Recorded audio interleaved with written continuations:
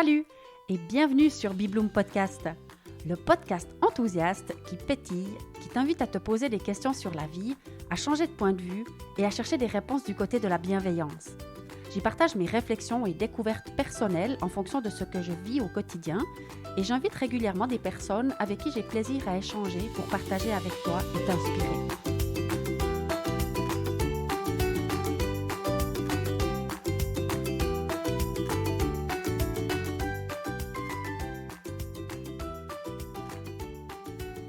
Hello, hello, me revoilà pour un épisode en duo. Je suis sur le point de partir à la rencontre d'Hélène, d'aller revoir Hélène dans son Cotam, comme elle l'appelle. Et je suis très, très impatiente de la revoir parce que Hélène, je la connais depuis 2013, quand elle est venue participer à un premier cours de communication gestuelle pour les bébés avec son fils aîné, Charlie. Et elle a suivi ensuite pratiquement tous mes cours. Elle a participé à 11 ateliers ou cours chez moi avec ensuite ses jumeaux. Et c'était à chaque fois fantastique de la côtoyer. Et en 2016, elle a vécu une histoire très, très particulière qu'on va partager tout à l'heure.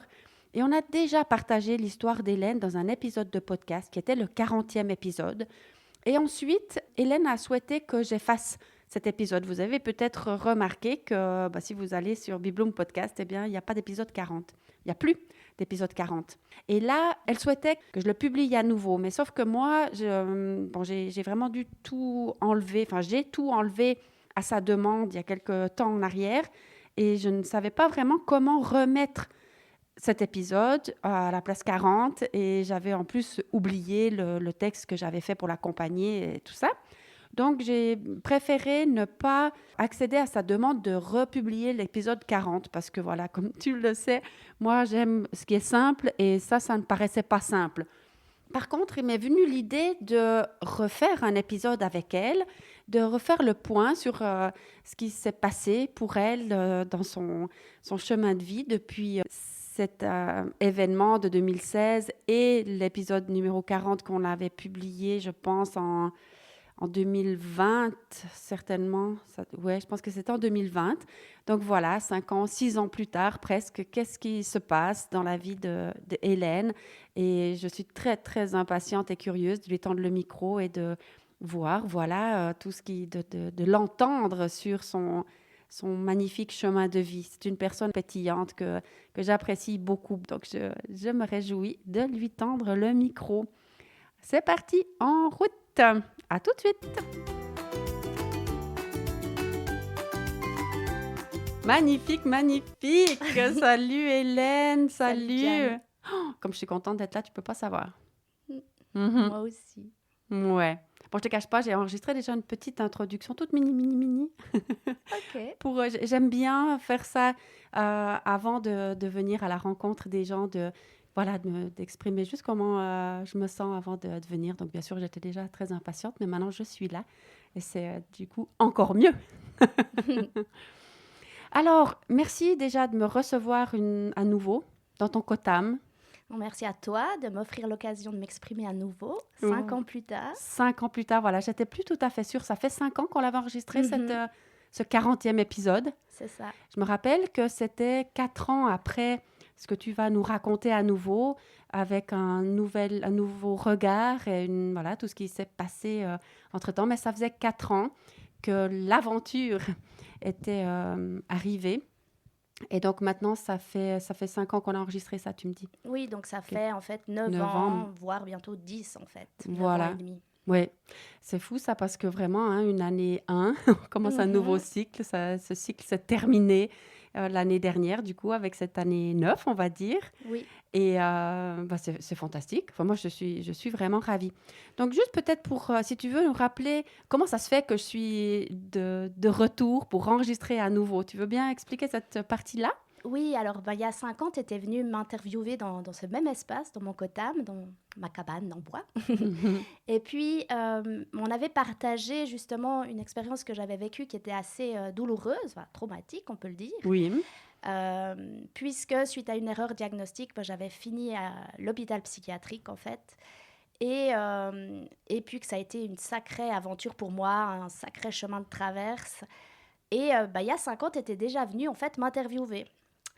Et le temps passant, avec ses hauts et ses bas, j'ai pu réaliser que il y avait des moments où c'était tout à fait OK d'en parler pour moi, il n'y avait aucun souci. J'étais même ravie d'avoir pu échanger ça avec toi, de pouvoir l'offrir aussi au public, au monde qui m'écouterait. Et puis, à d'autres moments, c'était trop difficile pour moi. Tout à coup, c'était comme si ça venait, en fait, comme si je m'identifiais un petit peu à cet événement. Et puis, j'avais comme des passages où j'avais plus envie, de me résumer à ça ou qu'on me lise à travers ça. Et puis Mhm. finalement, je me disais, mais en fait, voilà, si on tombe sur cette interview sur Internet, il y avait un petit peu que ça de moi. Puis je me disais, mais oh, Enfin, je pense qu'il y a eu des peurs aussi. Il y a eu tout à coup, voilà, quelque chose qui était plus complètement aligné. Et je t'avais demandé de retirer l'épisode. Et puis, enfin, vraiment, j'avais été touchée parce que tu avais tout de suite tout enlevé. Tu avais dit, mais il n'y a aucun souci. Puis du coup, plus. Mais après, j'ai eu envie que tu le remettes parce que j'avais fait le chemin nécessaire et puis j'avais tout à coup, je me disais, mais non, mais en fait, c'était juste de le partager. Et c'est là que tu m'as proposé de le réenregistrer différemment depuis un autre espace, cette fois 9 ans après. Puis je trouvais intéressant parce que j'ai toujours plus de recul par rapport à ça et un autre regard, une autre lecture. Oui. Ah, c'est fantastique. Je me réjouis vraiment de t'entendre. Et de mon côté, en effet, quand tu as demandé d'enlever tout ça, c'est très, très clair que j'allais le faire tout de suite. Enfin, il n'y avait pas d'histoire avec ça. Mais après, tu as trouvé encore à quelque part quelque chose. Je me dis, ah, je ne savais plus trop comment faire pour vraiment faire tout disparaître. Et j'ai gardé uniquement l'enregistrement, en fait, qui était dans mon ordinateur et l'enregistrement le fichier voix, quoi, de ça. Et puis, quand tu m'as demandé de le remettre, et là, je me suis dit, moi, j'aime quand c'est simple, tu sais. Et puis, ça me paraissait pas simple parce que je ne savais pas comment faire pour remettre à l'endroit du 40e. Et en plus, j'avais effacé le texte de l'article de blog. Enfin, et puis, j'étais restée un petit peu mal à l'aise avec le fait de te dire que non, j'allais pas le remettre. Et tout d'un coup, en effet, je ne sais plus comment ça s'est passé ou quand, je me suis dit, et si je te proposais de le réenregistrer? Hmm. Et là, j'étais très contente que tu acceptes ça parce que je trouvais que ça, effectivement, ça allait donner un autre, oui, pour apporter un autre regard, toutes les Mhm. deux là-dessus, en fait, voilà, sur cette période de ta vie. Donc voilà, on va voir ce qu'on fait avec cet épisode qui a été publié puis qui a été enlevé, mais peut-être qu'on pourrait simplement le rajouter à la fin de cet épisode-là, pour les gens qui seraient Bien sûr, intéressés à écouter ce qu'on a dit il y a 5 ans. avec plaisir. Avec plaisir? Bon, Yes. bah alors voilà, on va faire ça. Ça, c'est tout facile. Tu sais, moi, j'aime quand c'est simple et ça, c'est facile. Je le rajouterai à la fin au montage. Et pour ceux qui veulent prolonger le temps avec nous, ben, ils pourront faire un retour en arrière dans le temps. Alors voilà, ben maintenant, raconte déjà comment on s'est connus peut-être. C'est une longue histoire entre nous et un peu tout le cheminement qui t'a amené à ce faux diagnostic. Oui, nous deux, on s'est connus. Tu étais un peu mon premier contact en Gruyère parce que je venais de débarquer depuis la Riviera en Gruyère. Et j'ai suivi plusieurs de tes formations, signées avec bébé, le portage pour les bébés, la gym prénatale, et puis quoi encore, Le il y avait chant le chant prénatal. prénatal. Enfin, j'ai un peu tout fait, Oui. j'étais un peu fan. T'as suivi 11 cours quand même. Oh, quand même, J'ai on se coupe. vérifié ça. Et puis d'abord pour mon aîné, puis après pour les jumeaux, donc C'est c'était ça. chouette. Tu m'as même appris à les porter les deux. J'ai des photos où je les porte les deux, j'adore. Et voilà, c'était cette amitié aussi de pouvoir te connaître, te rencontrer à travers ces cours. Et puis, j'avais fait en 2016, 16, ouais. 2016, j'avais suivi justement ta petite formation J'arrête de râler, qui n'était pas si petite, mais qui était intense en C'était fait. intense. Petite parce que c'était court dans le temps, on l'avait fait sur 5 jours. Et puis donc, cet atelier m'a vraiment portée vers le haut. Je suis déjà quelqu'un de très optimiste, positif de nature. Et là, ça me boostait. Je pense que j'avais encore les hormones, tu vois, pas de la grossesse, parce qu'ils avaient 2 ans, mes enfants, mais je les allaitais encore, les jumeaux. Donc, j'étais toute portée là-dedans. Puis, je recommençais une nouvelle formation à l'Université de Genève, qui me portait aussi. Donc, voilà. Et en fait, c'est dans cet enthousiasme un peu débordant, quelque part, à un certain moment, j'ai un peu perdu pied parce que beaucoup de mes sens se sont ouverts à ce moment-là, en fait. C'est un été très particulier où, ben voilà, pour moi, j'ai vécu un éveil spirituel, je le nomme comme ça.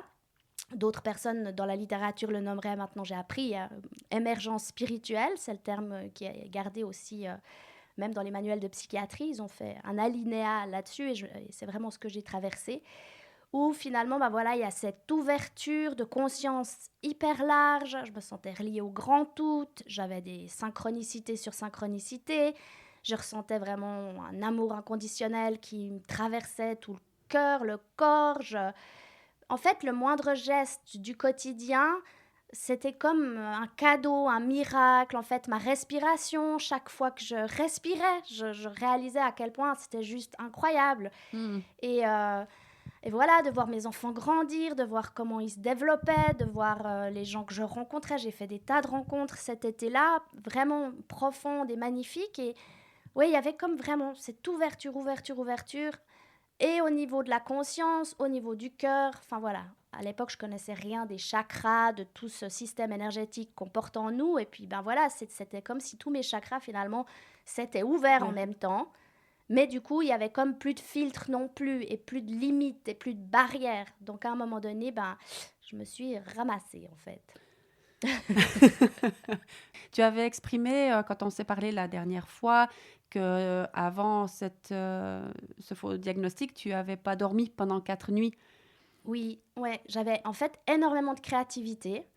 Moi, je joue beaucoup de piano, donc là, ben voilà, je jouais au piano, les mots changeaient tout seuls, ils sortaient en rime, je contrôlais rien. J'écrivais, beaucoup, beaucoup de créativité. Et puis, surtout la nuit, ben, des textes automatiques, en fait. Donc, tout à coup, ma main qui se mettait à bouger toute seule, il fallait que je prenne une... Et puis, pas réveiller mon mari à côté. Et puis, voilà, j'écrivais ou je m'enregistrais aussi des enregistrements nocturnes. Et c'était très particulier parce que j'étais vraiment dans un état modifié de conscience où je me rappelais quasi pas que j'avais fait ça la nuit, en fait. Puis je me réveillais le matin, puis j'avais quand même un vague souvenir, donc je découvrais, mais c'était vraiment bah, comme si c'était pas moi qui avais écrit. Puis des magnifiques textes, c'était beau, C'est quoi, beau, des ouais. beaux messages. Et puis c'est vrai que tout ça, bah, c'était très nouveau. J'avais aucune ben voilà, connaissance de tout ça. Puis je sentais vraiment des anges autour de moi. Euh, C'est beau. voilà, oui, c'est beau, puis en même temps, c'est très questionnant dans notre monde matière où on n'a pas forcément l'habitude, en Occident encore moins. Mhm. Ça questionne, et voilà, et c'est là que je pense que le problème est arrivé du moment que ça m'a tellement questionné, que ça m'a déstabilisé aussi un bout moi, en fait. Et surtout, dans cette effervescence de créativité où je dormais plus la nuit, ça m'a épuisée physiquement. C'était comme trop fort pour mon corps physique, en fait. Mhm. Et alors là, qu'est-ce qui s'est passé? Alors là, c'est là où j'ai senti que j'avais besoin d'aide. J'ai demandé à quelqu'un de venir justement s'occuper de nos enfants. Je sentais que ça faisait plusieurs nuits que j'avais pas dormi. Il fallait que je fasse attention à mes enfants. Ça, c'est toujours quelque chose qui a été important pour moi. Et puis, une jeune fille qui nous aidait beaucoup est venue tout de suite. Et puis, ben voilà. Et puis, c'est vrai que c'était un week-end particulier parce que mon mari était en voyage. Mes parents n'étaient pas là. Enfin, les gens qui étaient un peu le plus proches de moi n'étaient pas là, disponibles. Et puis, j'ai eu un échange avec mon beau-frère, en fait, qui a été interpellé par certains messages que je lui ai écrits. Parce que c'est vrai qu'à ce moment-là, c'était comme si j'étais traversée aussi par des idées quand même assez grandioses, où il fallait vraiment, je sentais vraiment, en fait, c'est comme si je sentais tout ce qui était quelque part juste, et puis du coup, bah, tout ce qui semblait faux ou distordu, je sais pas comment exprimer ça, mais qui n'était pas aligné, me sautait aux yeux. Et puis en fait, ben, tout ce qui était en lien avec l'éducation, vu que moi je suis quand même enseignante spécialisée de formation, c'est comme si j'avais aussi des révélations sur des choses qu'on pouvait changer du système, etc., améliorer. Puis je lui ai écrit, mais d'une manière où il s'est posé un peu des questions, où il trouvait ça trop intense. Et puis il est venu vers moi, me trouver. Et puis ben, c'est vrai que voilà, moi au début je pensais qu'on allait se balader, que je pourrais lui expliquer, mais je pouvais comprendre son point de vue où il me trouvait aussi un peu accéléré. Et c'est vrai, on en reparlera, mais dans ces états d'émergence spirituelle, c'est tellement grand ce qui traverse. Et moi, je suis Gémeaux de nature. J'ai appris aussi après coup par l'astrologie que le Gémeaux, il est très curieux, il adore parler. C'est une de nos grandes capacités. Et j'avais envie de transmettre, communiquer tout ce qui me traversait dans cet enthousiasme débordant. Donc des fois, les pensées pouvaient aller plus vite que la parole et donner cette impression aussi de sauter, tu vois, un peu du coq à l'âne. Et ce qui peut tout à fait s'apparenter à un état maniaque dans la psychiatrie occidentale où il y a ces pensées accélérées, ce côté où tout va vite.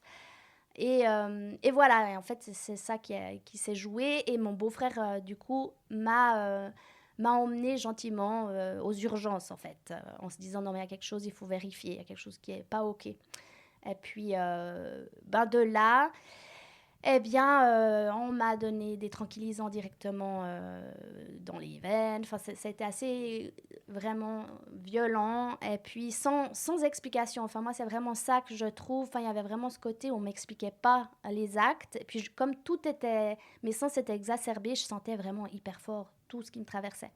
Puis après, départ en ambulance. L'unité francophone est en pleine. Et ça, je l'ai appris plus tard. Ils m'ont mis dans l'aile allemande. Donc, tu vois, tu comprends déjà rien de ce qui se passe, de ce que tu fais ici, et tu finis dans l'aile allemande où j'ai compris plus tard, j'étais perdue en fait entre les dimensions en fait. C'est vrai que depuis j'ai compris, tu vois, cette physique, enfin j'ai pas compris la physique quantique, ce serait prétentieux de dire ça, mais que voilà, on est beaucoup plus qu'un corps matière, et puis qu'il y a ces différentes dimensions qui existent, et là j'étais comme perdue entre les dimensions.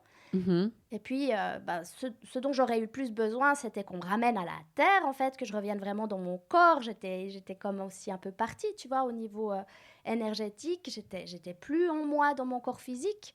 Et j'aurais eu besoin d'ancrage, j'aurais eu besoin, en fait, de pouvoir parler de tout ce qui me traversait. Et puis, au lieu de ça, on t'a mis dans une cellule d'isolement, en fait. On t'a coupé de toute ta famille, tu ne peux plus voir tes enfants, n'est-ce pas? Oui, ouais, c'est ça. Je pense que c'était des mesures préventives, mais en l'occurrence, qu'on peut faire quand les personnes sont violentes ou présentent des cas de danger, ce qui n'était pas mon cas. Donc c'est vrai qu'encore aujourd'hui, je ne comprends pas pourquoi on m'a enfermée, en fait, parce que j'étais vraiment enfermée dans une cellule.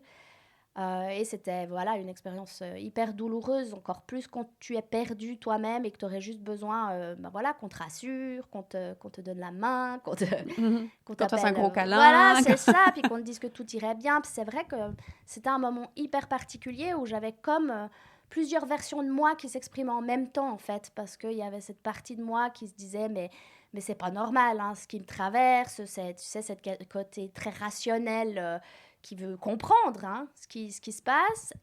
Une autre partie qui était vraiment en mode victime, mais mon Dieu, mais qu'est-ce qui se passe? Mais ils ont raison, mais je débloque. Je suis folle, en fait. Je suis en train de virer. J'avais suivi des cours de psychopathologie à l'université, donc c'est vrai que ça me revenait, tu vois. Et en même temps, une autre partie qui était là, mais non, Hélène, enfin cette partie aussi qui m'a protégée quelque part, de se dire, mais arrête ça, tu es pas malade, c'est juste que voilà, c'était en train de vivre une émergence, un élargissement de conscience, c'est pas connu, donc personne peut t'aider, mais tu sais très bien. J'avais aussi comme une partie un peu au-dessus de moi, comme ça, qui observait la scène et puis qui disait mais regarde, t'es pas folle, c'est juste tes sens qui sont hyper ouverts, tu découvres tes sens extra-sensoriels, enfin toutes tes capacités psychiques aussi. Puis là, je te dis, j'avais une horloge digitale et ça me disait toujours, mais regarde les chiffres maintenant, additionne les nombres, tu verras, ça fait 8. Puis je te dis, je regardais, il était 12h50, plus 2, 3, plus 5, 8. Enfin, voilà, c'est des trucs 8. Comme ça, assez impressionnants. Donc voilà, c'était hyper compliqué en fait de me rassembler et le côté être enfermée, devoir prendre tout à coup, on me donnait plein de médicaments que d'habitude je donnais à mes élèves, tu vois, épileptiques ou quoi. C'était super angoissant en fait. C'était très très angoissant. Moi, j'ai toujours halluciné par cette histoire, mais je viens de voir, et c'est dommage, j'ai pas eu le temps de le relire complètement, mais sur le Facebook d'une amie, elle a partagé une étude qui a été faite en 1973, tu en as peut-être entendu parler, où ils ont demandé à un certain nombre de personnes, 8 personnes, de s'annoncer dans un hôpital psychiatrique et de dire qu'ils entendent des voix, des personnes en parfaite santé. Et l'étude voulait savoir si le corps médical avait la capacité ou non de détecter des maladies psychiques ou pas. Et ces personnes se sont annoncées à la réception, elles ont toutes dit la même chose, qu'elles entendaient des voix, elles ont toutes été internées, elles ont toutes été diagnostiquées schizophrènes. Oui. Et après, leur but, c'était de réussir à sortir de là. Et pour certaines, je crois, celle qui est restée plus longtemps, il a fallu 57 jours pour qu'elle puisse sortir, alors qu'elle était en pleine santé psychique. Mais c'est hallucinant.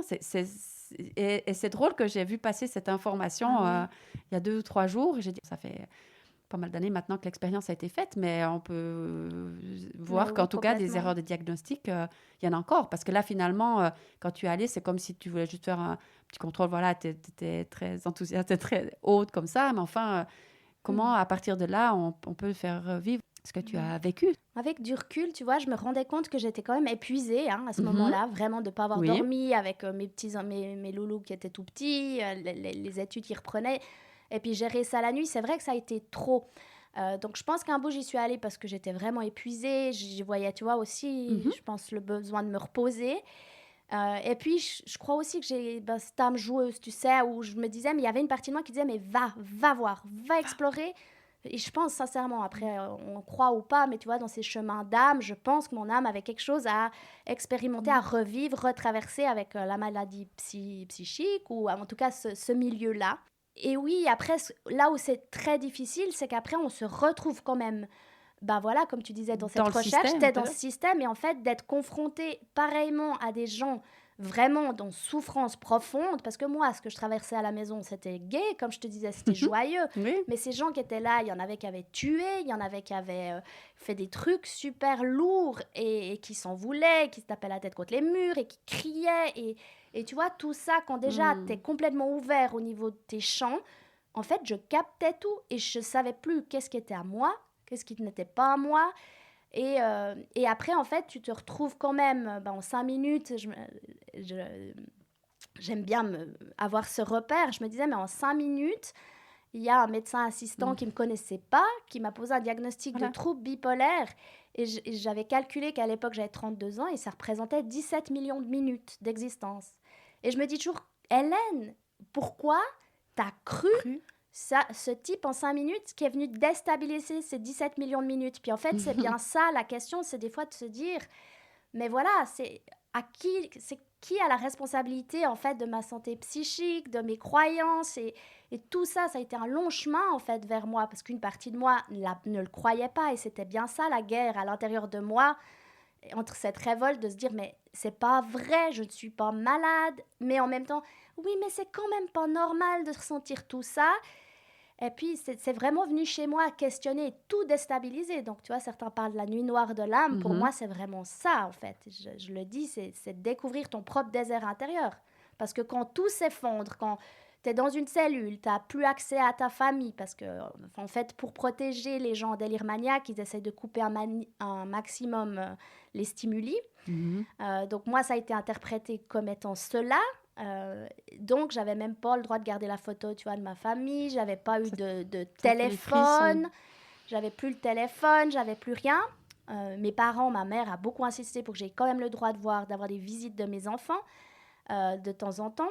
Et voilà, enfin après c'est vraiment en fait quelque part la dépression et mes angoisses profondes, elles sont venues du fait que j'étais enfermée et de ce faux diagnostic. Qui est venu tout déstabiliser. Et après, c'était un peu les cascades, parce que déjà, on se dit, mais je suis qui si je suis pas celle que je croyais être? Il y a toutes mes peaux, un peu toutes mes croyances, tout ce que je croyais être qui s'est évaporé. J'étais plus capable de travailler. Donc après, t'es à l'arrêt, en fait. Donc tout à coup, même cette identité, elle tombe aussi. Mais, enfin voilà, et puis tout dans les contacts, après j'avais peur, donc j'étais isolée aussi du reste du monde, enfin c'était vraiment fort, quoi. Et c'est de réapprendre, en fait, et ça c'était le cadeau derrière tout ça, c'est de se dire, mais en fait, il y a quelque chose derrière tout ça, en fait. Et c'est de se rendre compte aussi de l'illusion, oui, de ce faux diagnostic, mais l'illusion aussi de toutes mes croyances, de tout ce que j'ai cru être moi qui ne l'était pas. Mais c'est pas tout simple, en fait, de refaire le chemin inverse, finalement de retrouver des peaux, tu vois, une nouvelle peau, une nouvelle personne. Et on parle beaucoup de ça dans les émergences spirituelles que j'ai pu lire.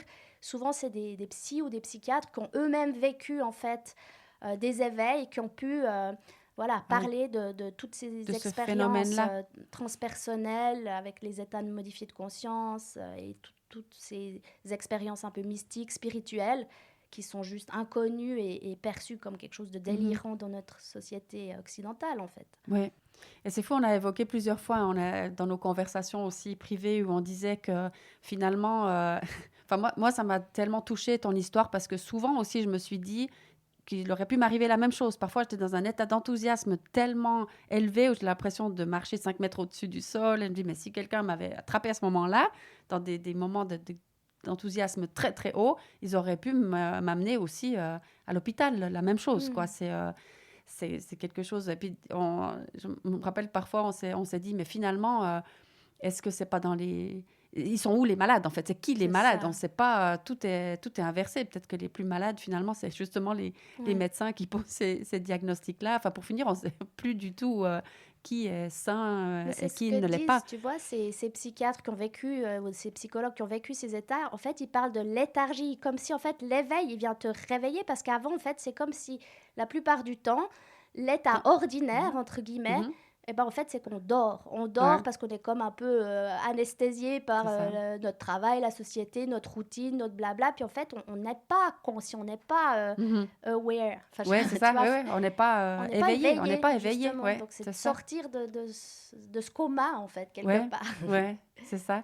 Et puis, ben voilà, ben la société fait qu'il y a beaucoup de gens qui ont des responsabilités, en effet, qui sont eux-mêmes dans le coma et qui ont des Complètement. responsabilités ou qui prennent des responsabilités sur l'autre. Et j'ai beaucoup aimé quand tu dis tout à l'heure, mais finalement, j'ai laissé le pouvoir à ce médecin en 5 minutes. J'aime beaucoup ta comparaison avec Mm. les millions et les millions de minutes que tu avais vécues Oui, jusque-là. Et tu lui donnes, en 5 minutes, tu lui donnes tout le pouvoir. Moi, je suis tellement impliquée, ou c'est tellement fort et important pour moi, la responsabilisation oui, personnelle. Alors oui, bien sûr, on est des êtres de contact, de lien, mais d'être pleinement responsable de qui on est, de ce qu'on veut, de notre propre bonheur, de notre propre vie, de vraiment cette notion, mais non, c'est pas la faute des autres, non, non, c'est pas la responsabilité des autres, non, c'est c'est ça. moi, c'est ma responsabilité. J'aime beaucoup comme tu l'as exprimé. Et puis en fait, en quelques minutes, tout d'un coup, il y a quelqu'un qui peut nous prendre notre vie, en fait, comme si on t'a pris ta vie.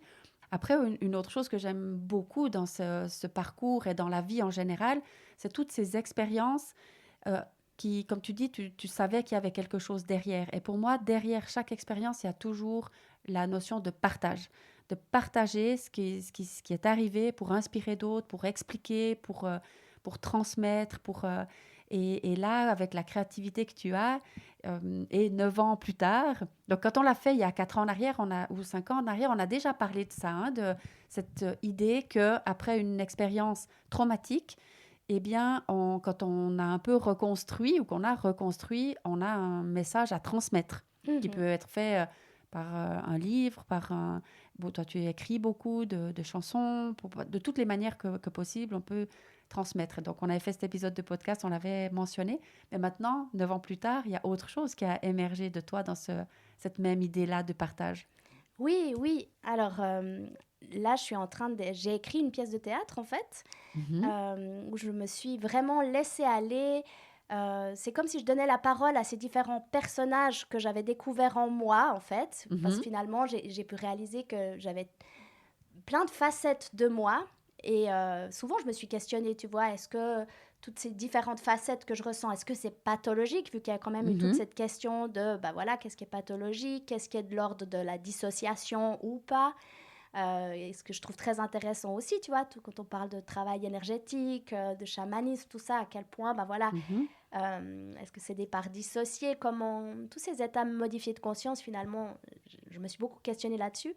Mais pour finalement en conclure que oui, des fois, certaines parties de nous, par exemple, je pense à cette partie rebelle, tu vois, que j'aurais pu ressentir, qui était à un moment donné très fâchée contre ce diagnostic, contre ce médecin qui avait envie, tu vois, un peu en mode, j'aurais pu témoigner, mais d'une façon plutôt violente, de dire, mais c'est dégueulasse, ce qui s'est passé. Puis oui, elle est là, cette partie. Mais en même temps, ben voilà, si on se laisse guider par cette partie, oui, ça peut être voilà, de l'ordre du dissocié. Puis en même temps, quand on la reconnaît, quand on l'écoute, quand on lui donne la place, et puis qu'on vient comme modérer tout ça avec voilà, d'autres parties de soi, ça permet un dialogue en fait à l'intérieur de soi et je pense que c'est ce dialogue qui permet de trouver l'équilibre, Mhm. de s'harmoniser. Et puis en fait, c'est un peu ce dialogue entre ces différents personnages que j'ai à l'intérieur de moi que j'ai voulu mettre en scène dans un spectacle, un seul en scène que j'ai appelé Scène d'esprit. J'adore ce titre. C'est vraiment un clin d'œil, voilà, à toute Oui. mon histoire finalement. Donc, tu peux nous l'expliquer, scène d'esprit? Donc, scène d'esprit, comme la scène des planches du théâtre, et Voilà, scène comme le côté sain, c'est parce ça. que, voilà, oui, je me revendique parfaitement saine d'esprit, avec, oui, mes travers, mes névroses, comme tout un chacun. Et je pense que, voilà, je pense que chacun de nous gagnerait vraiment de pouvoir juste accueillir toutes ces parts sans les rejeter, sans, parce qu'il y en a des très lumineuses. C'est ça aussi que j'ai vu vraiment dans cet éveil, c'est que finalement cet éveil qui mène quand même vers notre joyau, vers qui on est, notre essence, la source, peu importe comment on la nomme en fait. Oui. Finalement, elle vient toujours avec son inverse en fait. Tout dans cette matière, la dualité, elle est là quand même. Mhm. Et pour trouver cette unité entre ombre et lumière, pour moi, c'est ce dialogue intérieur, cette écoute, cette compassion, puis cette bienveillance d'accueillir toutes ces parts de nous, en fait. Parce que je pense Oui. que chaque personnage, chaque partie de nous, moi j'appelle personnage parce que je les ai personnifiés aussi pour le côté Mhm. ludique et du jeu, elles ont vraiment des choses à nous enseigner. Donc, si tu veux, j'ai laissé parler ces parties. Il y a la partie justement rebelle, hein, que je l'ai appelée rebelle, justement, elle se défend du système, elle a envie de faire entendre sa voix, elle se laisse pas marcher sur les pieds, enfin voilà. Tu as la partie que j'ai nommée contrôle qualité. Alors lui, tu vois, il est hyper rationnel, il veut tout comprendre, mais tout expliquer. Pour lui, il y a une logique, il faut pas débloquer, tu vois, enfin, il faut regarder les pieds sur terre. Il y a la partie justement beaucoup plus aérienne que j'appelais Stella, donc qui est très connectée justement Mm. avec le monde du ciel, de l'invisible, et puis qu'elle a plutôt tendance à s'envoler.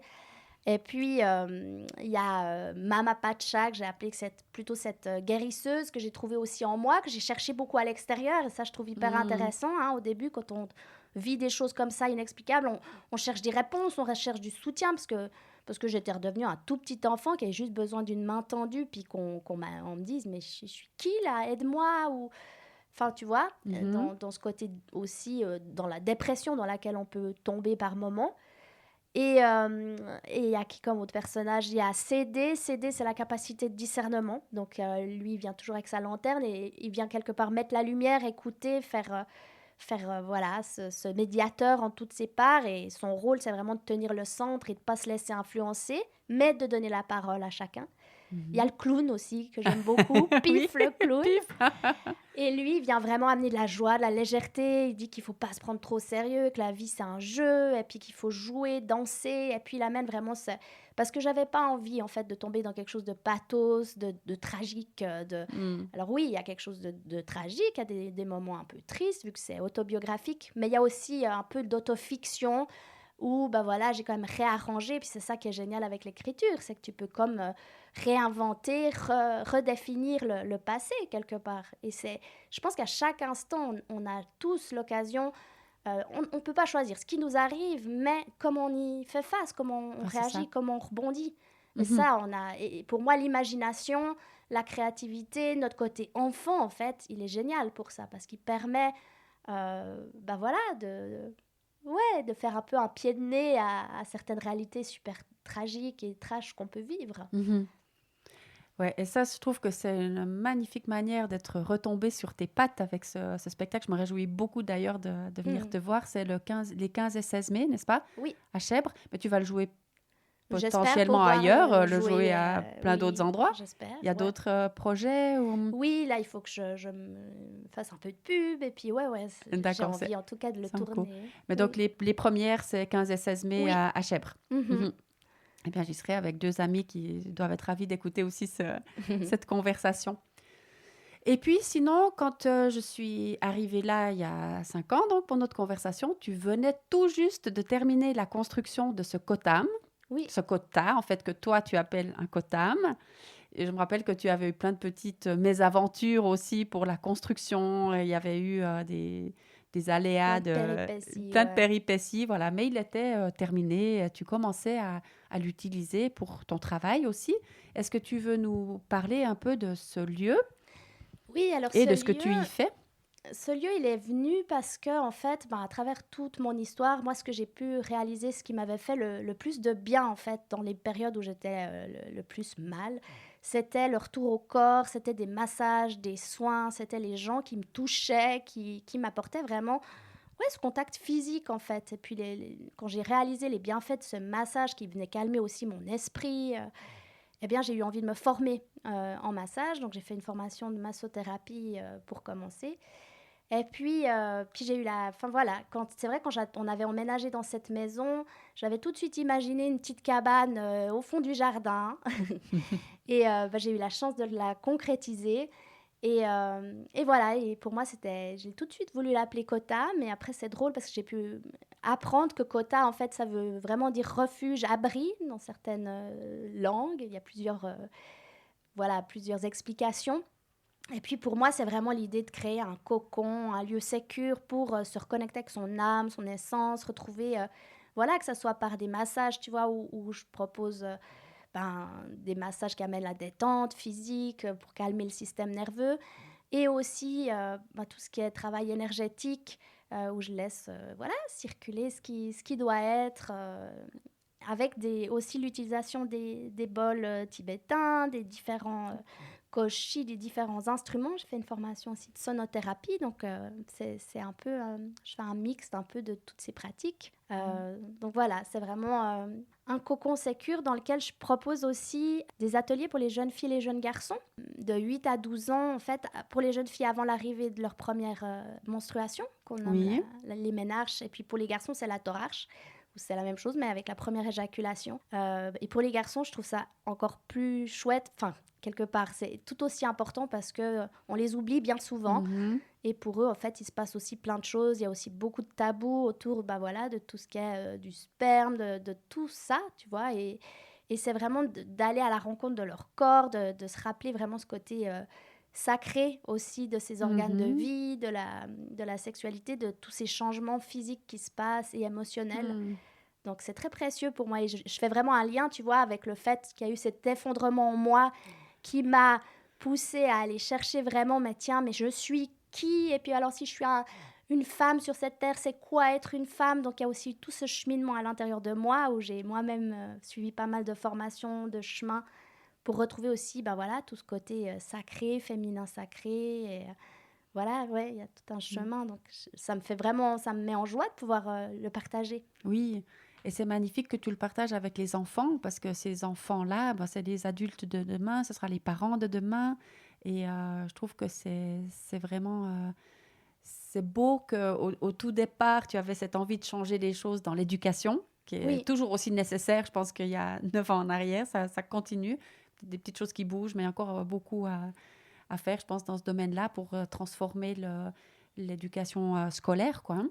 Mais là, en proposant ces ateliers aux enfants, c'est magnifique, quoi. C'est vraiment, tu viens prendre soin des graines, en fait. oui, Et puis c'est beau. Et tu prends soin aussi des parents, je pense au travers d'autres de tes propositions, des massages et des soins avec la sonothérapie. Tu prends soin aussi de l'adulte c'est ça. qui est là, Ouais. ouais. Oui, et puis ça fait vraiment le lien aussi, tu vois, avec l'enseignement spécialisé où je continue de faire quelques mandats aussi. Donc, des fois, Mhm. j'amène aussi Oui. tout ce qui est, voilà, prendre soin de soi à l'école aussi. Donc, c'est chouette aussi de pouvoir l'amener dans l'école ordinaire. Alors, Oui.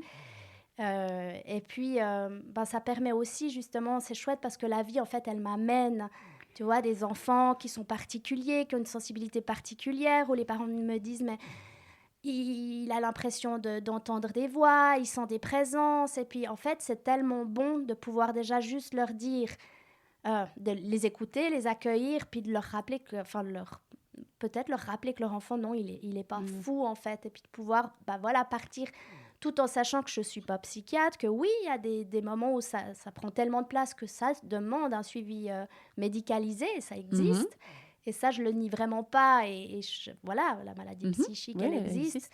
Mais c'est de se dire, voilà, il y a aussi d'autres alternatives, il y a d'autres façons de regarder une problématique où des fois, clairement, il n'y a pas du tout de pathologie, mais c'est juste que c'est des enfants hyper ouverts et je pense qu'il y en a de plus en plus, Mais ou en oui. tout cas, on ose beaucoup plus en parler et ça, c'est vraiment chouette. Oui, c'est vraiment magnifique. J'ai entendu aussi ce matin une petite vidéo très intéressante sur les nouveaux enfants, en fait, qui oublient moins, ils arrivent sur cette planète depuis maintenant 10, 20 ans, je pense, les enfants qui sont arrivés ces 20 dernières années, ils ont moins perdu la connaissance de qui ils sont, Mhm. ils ont moins perdu ce lien avec l'invisible. Donc, eux, ils vont vraiment faire Mhm. avancer les choses maintenant à vitesse grand V. Et pour ça, ils ont besoin aussi d'adultes qui les comprennent, quoi, parce que selon où ils Ouais, sont puis qu'on arrivés, sublime aussi vraiment ces qualités, ces dons qu'ils ont, ben parce que oui, bien souvent, on dit qu'ils sont inadaptés, ben ou c'est c'est ça, ceux qu'on va c'est ça, retrouver comme étant 10, ou bien c'est qui ont des ça. tadas, enfin voilà, souvent c'est des enfants atypiques Mhm. qui vont être mis en échec par le système, alors qu'en Oui. fait, si on pouvait sublimer, voilà, leur super capacité aussi, Mhm. et voilà, tout ce qui peut-être montre moins au niveau scolaire, où ils sont moins adaptés à certains, voilà, Mhm. certaines attentes. En même temps, à côté de ça, ils sont super ouverts et développent Oui. autre chose en fait. Oui, et puis, ben voilà, s'il y a suffisamment d'adultes sur leur chemin qui fait en sorte qu'ils soient pas trop abîmés, en fait, par Hmm, le parcours de l'enfance et de ces côtés un peu atypiques c'est ça, de leur ouais. enfance, eh bien, c'est fantastique. Donc, toi, tu es clairement là pour ça, sur Mhm, leur exactement. chemin, et c'est magnifique. Ok, bon, là, on est parti un petit peu dans une autre direction, mais si on revient à tout ton parcours après ce faux diagnostic et toutes ces difficultés, c'est quand même un parcours extrêmement douloureux. Toi, tu es tellement joyeuse, tu es tellement lumineuse, c'est tellement extraordinaire d'être en face de toi qu'on ne se rend pas compte à quel point il y a eu des moments très, très difficiles. Et j'imagine que tout ce parcours a eu un impact aussi sur la famille. Et comment peut-être la création de ce spectacle a pu venir mettre un éclairage différent sur la famille, sur les partages en lien avec cette expérience? Parce que tes enfants, maintenant, ils ont 11 et 13 ans. Oui, c'est ça. À l'époque, D'accord? tu vois, ils avaient 2 et 4 ans. Oui. Et puis, ouais, merci d'en parler parce que c'est vrai que quand une personne elle est touchée, voilà, c'est tout son entourage, c'est tout le système qui est touché. Et puis, alors moi, ça a été touché à différents niveaux, tu vois. Ma famille de base, mes parents, mes sœurs sont tous dans le milieu socio-éducatif, psychologique, Ah oui. médical. Donc, il y a vraiment eu un peu cette envie aussi un peu de me protéger, de me surprotéger. Mais du coup, avec, voilà, du moment qu'on a fait des rencontres aussi, tu vois, en réseau ou comme ça aussi avec mon mari, mais quand le personnel soignant leur dit, ben, il y a des moments, elle sera plus capable de discernement, donc c'est vous qui saurez à sa place, vous devrez vraiment... Oh là. On a vraiment passé ce message avec mon mari, tu vois, de se dire, mais il y a des moments, si elle est en état maniaque, elle sera plus capable, elle risque de faire de grosses dépenses, ou alors, enfin voilà, il y a un peu toutes ces peurs, ces craintes. Donc c'est vous, quelque part, c'est comme si on lui avait redonné le rôle de gardien de ma santé psychique, tu vois. Oh là là. Et puis, la même chose avec ma famille voilà, qui se sont fait du souci. Et puis, là, ça crée vraiment quelque chose de très compliqué au sein du couple parce que, voilà, c'est l'autre a envie mon mari avait envie de me protéger et bien souvent, ça pouvait aussi être étouffant ou il y a des choses où, voilà, ça pouvait être compliqué vraiment.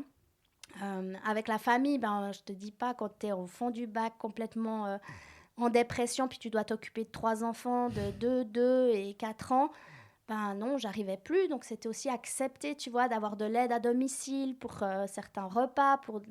C'était accepter d'être à 4 pattes. Et puis je me vois encore, tu vois, essayer de faire des tours. Et j'arrivais même plus à me concentrer pour leur lire une histoire. Ouais, non, c'était super, super douloureux et super compliqué. Donc c'est tout, voilà, d'accepter cette vulnérabilité en soi, d'accepter que ça prend du temps aussi. Et puis dans le couple, c'était quand même un sacré cheminement.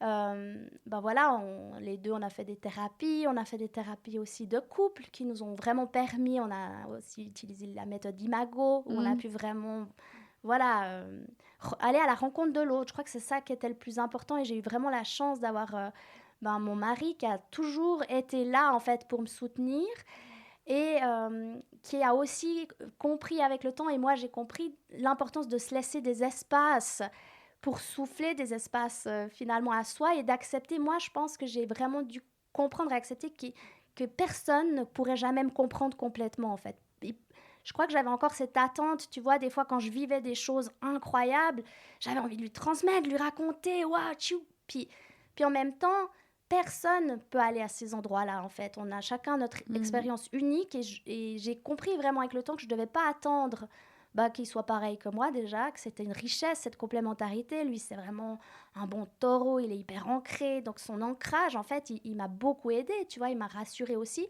Mais aussi, vice-versa, de se dire, ne pas attendre que l'autre nous rassure, en fait, de trouver cette sécurité en soi. Et ça, c'était pour moi le plus important. Donc, oui, notre histoire, elle a vécu des moments aussi de séparation où il y avait besoin de respirer, de prendre de l'air. Euh, où lui, mais justement, où j'étais trop quelque part pour lui, trop intense, trop, où ça dépassait aussi son entendement, ce qu'il pouvait être capable de recevoir. Et, ce qui était intéressant aussi de remarquer, c'est depuis ces 10 ans, j'ai remarqué qu'à peu tous les 3 ans, j'ai un éveil en fait. Souvent vers Pâques d'ailleurs, et ça s'ouvre. Donc, une fois c'était le magnétisme, donc je faisais péter vraiment, je pouvais plus aller faire des commissions sur les supermarchés, peser des choses, je faisais bugger tous les appareils électroniques. Mes plaques à induction, on a dû les changer pour revenir, je pouvais plus travailler, ça marchait plus les plaques à induction, enfin vraiment des choses, tu vois. Ma carte de crédit, enfin plein de choses. Je payais mon billet de train, mais je pouvais pas l'utiliser dans le train. Donc la contrôleuse, tu vois, je lui disais, mais tenez mon téléphone, je peux pas le tenir moi-même. Vous verrez que j'ai mon billet. Enfin, tu vois, tous des trucs comme ça. Et puis ça aussi, en fait, quand t'es pas habitué ou que tu sais pas ce que c'est quoi le magnétisme? En fait, c'est physique, hein, le plus, le moins. Et c'est juste des fois, il y a des gens qui sont plus chargés que d'autres. Tout ça, c'est physique quelque part, mais en fait, quand ça te traverse, tu as juste un peu l'impression, enfin voilà, si tu sais pas ce que c'est. Et puis mes enfants, ils me disaient, ah, c'est le nouveau maman qui fait péter le wifi. Et puis il y a eu des trucs vraiment assez compliqués où je devais vraiment imprimer des documents je me rappelle, je devais, pour la crèche, ou c'était pour l'accueil extrascolaire de mes enfants, j'avais jusqu'au lendemain pour qu'ils puissent être admis. Il fallait absolument que j'imprime, je pouvais pas imprimer, mais enfin voilà, des choses comme ça où je sais que dans ces moments-là, c'est bien que je prenne un peu de la distance. Des fois, je me suis retirée aussi dans des lieux un peu, tu vois, 1, 2, 3 jours, juste pour me retrouver moi, parce que c'est vrai que gérer la vie de famille à côté, si on a des trucs qui nous viennent la nuit, enfin, mais j'avais aussi envie d'avoir cet espace-là. Et puis après, c'est d'apprendre à gérer, justement, quand c'est de dire non aussi à certaines, tu vois, je pense, des messages ou une fois j'avais eu des contacts avec des défunts, tu vois, après c'est de se dire, mais qu'est-ce que je fais de tout ça en fait? Et puis, c'est vraiment d'avancer avec ça, puis avec mes enfants aussi, tu vois, j'ai toujours eu à cœur de les protéger, de les laisser libres de leurs propres croyances, surtout dans ce milieu du domaine spirituel ou comme ça. Et puis, en même temps, je trouve que c'est chouette aussi qu'ils puissent voir. Enfin, finalement, un temps, je voulais un peu cacher, pas en parler, rien dire de ce qui me traversait. Puis, de temps en temps, ils sont curieux, c'est eux qui demandent certains.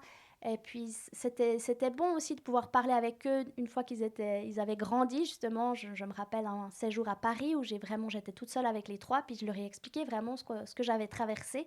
L'hôpital, tout, en fait. Ils ont pu poser leurs questions. Et puis en fait, voilà, j'avais cette question avec mon spectacle aussi de me dire, mais est-ce que je vais leur montrer ou pas? C'est trop dur. Et puis, quelque part, enfin, ouais, c'est de leur montrer aussi quelque part ce que j'en ai fait en fait. Et puis à quel point, et ça avait été très touchant. La pédiatre de mes enfants à l'époque, que j'aime beaucoup, je lui avais dit, mais moi j'ai peur. On m'a dit que si j'avais un trouble bipolaire, parce que c'était ça qu'on m'avait diagnostiqué, c'était génétique, que mes enfants, ils allaient sûrement avoir ça, puis je veux pas qu'ils aient ça, au secours. là là. C'était très dur pour moi. Puis elle m'avait dit, mais en fait, et même si, en fait, vous leur montrerez justement que, en fait, ce que vous avez pu en faire, en fait, puis qu'on arrive très bien à vivre avec ça, si c'est ça. Mais elle était aussi très dubitative. Elle disait, oh Ça non, doit pas être ça. ça doit pas être ça. Mais voilà, c'est de se dire, voilà, on peut rebondir de tout ça. Et je pense que c'est un joli exemple aussi pour la jeunesse, pour mes enfants. Et c'est ça, en fait. Et avec du recul, tu vois, quand je regarde mon parcours, notre parcours, parce que c'est aussi un parcours familial, de couple, c'est toute une histoire. je suis vraiment pleine de gratitude, justement, que mon mari soit toujours là, qu'il soit resté, parce que c'était pas toujours simple. Et puis de voir que j'ai pu, voilà, reconstruire et même construire quelque chose de différent, de nouveau, et puis de plus ancré, de plus stable. Et c'est bon, en fait, ouais. Waouh! Vraiment, quel parcours, quel parcours! Et puis, est-ce que tu as d'autres idées déjà, d'autres projets, Bon, il y a maintenant ce spectacle, mais est-ce que ce spectacle, il est là pour boucler la boucle? Ou est-ce qu'il y a d'autres choses qui vont se présenter? Alors, tu vois, moi, je ressens un peu les deux. D'un côté, il y a quelque chose qui vient être fini. Comme je pense qu'il vient être fini, c'est vraiment toutes ces parties de moi qui ont pu s'identifier à une forme de maladie, tu vois, tout ce côté un peu lourd, etc. Et en même temps, ça ouvre vraiment parce que l'idée, c'est de le jouer plusieurs fois, de le rejouer où on voudra, où on me voudra, où ce sera juste. Et puis, j'ai aussi, en fait, convié certaines personnes de l'hôpital psychiatrique, en fait, en leur disant, voilà, j'étais là il y a 10 ans. Et c'était beau de remarquer qu'il y avait des personnes aussi, à part ça, que j'ai beaucoup appréciées là-bas. Et, je veux dire, c'était pas que du dark, heureusement. Mais voilà, je leur ai expliqué ce que j'avais ce que j'en avais fait, ma démarche. Cette pièce de théâtre, je les ai invités à venir la voir. Et pour moi, ça aurait beaucoup de sens, tu vois, de pouvoir la jouer aussi auprès des équipes médicales, des soignants, pour ouvrir. En fait, j'aimerais beaucoup, c'est vrai. Il y a déjà Jonathan Mathilde, qui est un psychologue qui a eu lui-même, qui a vécu des moments comme ça, qui suit des personnes et qui apporte toute son expertise à propos des éveils spirituels pour ne pas pathologiser. Et puis moi, j'avais vraiment, par le théâtre, la scène, j'aimerais vraiment pouvoir transmettre des messages, et que ça soit celui-là ou d'autres messages, en fait, qui me tiennent à cœur. Donc, j'ai vraiment l'envie de pouvoir, que ça soit le début, peut-être, d'autres pièces, d'autres choses par rapport à des sujets qui me tiennent à cœur, surtout toujours liés un peu à la différence, à la thématique de la neuroatypie et de tout ce qui est différent, et de nos rêves, de tout ce qui porte vers le haut quelque part, et tout en osant aller explorer aussi ce qui est au plus profond, quoi. Ah, c'est fantastique. En tout cas, moi, je sens vraiment comme un début avec ça. Un début et avec la créativité que tu as de beaucoup, beaucoup d'autres messages que tu vas pouvoir transmettre avec toute la lumière que tu as dans ton regard et dans qui tu es. Et cette douceur et cette passion. C'est fantastique. Vraiment, ça va aller loin tout ça, je suis certaine. Merci. Et vraiment, bravo pour tout ce parcours. Merci Diane. Ben voilà, merci infiniment. Hélène, est-ce qu'il y a un message que tu aimerais transmettre pour conclure cet épisode à tous ceux peut-être qui traversent des moments plus difficiles en ce moment? Moi, je crois justement, c'est de se dire que toujours, quoi qu'on vive quelque part, il y a cette flamme à l'intérieur de soi qui est toujours là, même quand elle vacille, qu'on croit qu'elle est plus là. Enfin, on a cette capacité à rebondir, et je pense que, se dire que c'est jamais fini, et qu'il y a toujours de l'espoir, et comme on grandit de tout ça, et ça, c'est vraiment le cadeau au final. Donc, de s'accrocher et de croire en soi. Voilà, magnifique, quel beau message. Même quand les cadeaux sont mal emballés, on les reçoit comme des cadeaux. Merci beaucoup, et tout le meilleur pour toi, Hélène. Ciao Diane, merci. Bye bye tout le monde. Et bien sûr, je vous envoie, comme d'habitude, tout plein d'amour. Bye bye.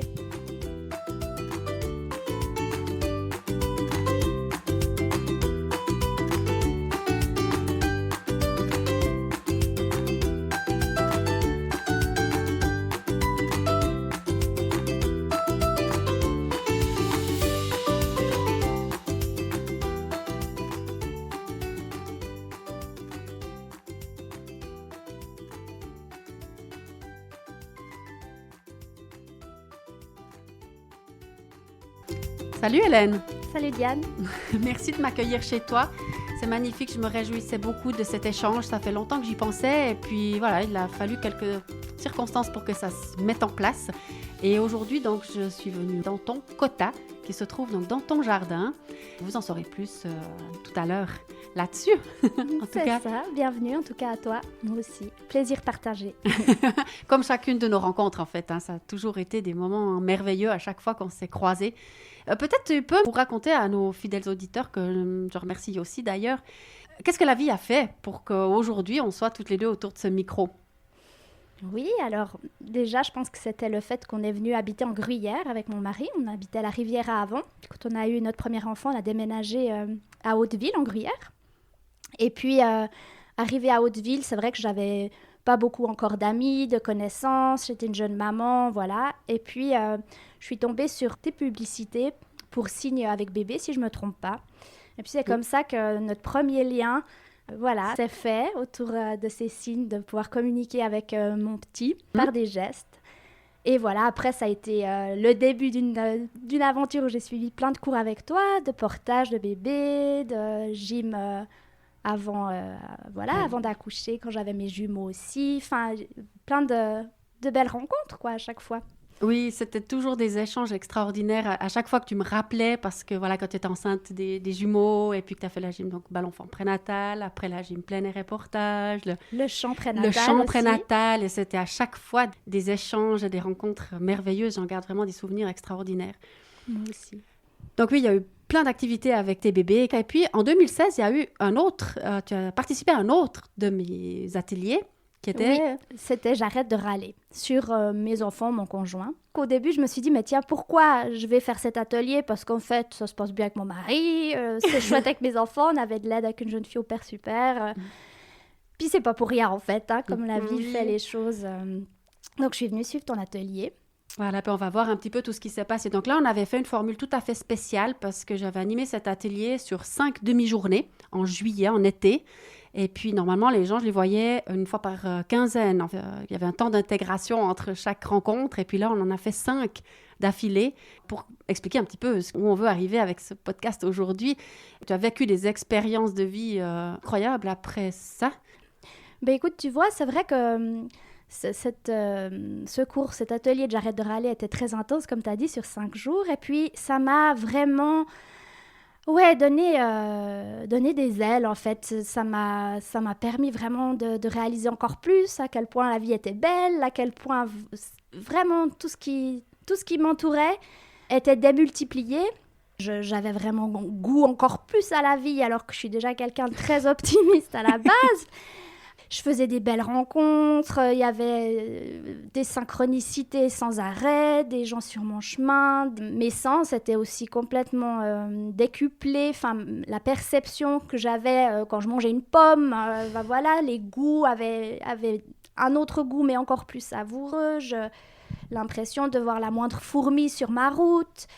Et puis d'être vraiment beaucoup dans le moment présent, en fait. Vraiment dans le moment présent et beaucoup moins dans ma tête avec des idées qui tournent. Enfin, c'était vraiment de redescendre dans le plaisir d'être vivante, en fait. C'est vraiment ça qui m'a habité très fort. Et c'est vrai que ça m'a tellement habité que ça m'a fait décoller, en fait. J'ai décollé, d'ailleurs, je t'avais écrit des mails en disant « Mais c'est incroyable, Diane, j'ai fait ces prises de conscience sur mon enfance, sur ma vie, sur... ma famille, sur qui je suis. » C'était comme une reconnexion vraiment avec mon essence. Oui, c'était magnifique parce que moi, j'ai reçu tous ces messages de ta part. Je dis, wow, mais cette fille, elle était vraiment mûre pour faire cet atelier et ça a fait des petits miracles. Et puis après, j'ai plus de tes nouvelles pendant un certain temps.